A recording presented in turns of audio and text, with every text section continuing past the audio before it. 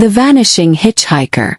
About 15 years ago, when I was 25, I was living in my hometown of Sacramento while finishing college. My longtime boyfriend was attending college at Colorado State, and we hadn't seen each other for at least 6 months, so I decided to drive to Colorado to surprise him for his birthday. I had made the drive before, and knew that I could expect long stretches of road with little to no civilization around. I'd plotted my stops beforehand so I wouldn't find myself driving tired and looking for a motel. My first overnight stop was to be in West Wendover, Nevada. It's a small gambling town with nice hotels, and I was looking forward to getting there and relaxing after a long day on the road.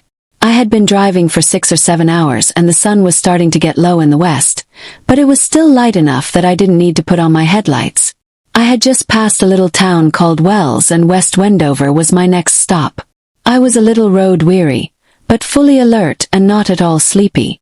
That's why I can't wrap my mind around what happened. If I were sleepy, I could chalk it up to that. If it were dark, I'd assume that I had been seeing things. But I can blame neither of these things. This stretch of I-80 was long and straight and pretty flat.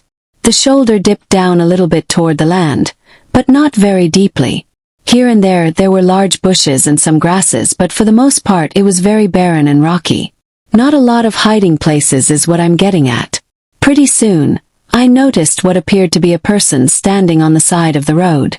I immediately assumed it was a hitchhiker, though I hadn't seen many of them on my trip, strangely. As I approached, I saw that it was a woman with a small dog at her feet. It was a little brown dog that I immediately thought of as an ankle bitter. Now, when I say she was a woman, I use that word loosely. She appeared to be very young, maybe 19 or 20 at the oldest.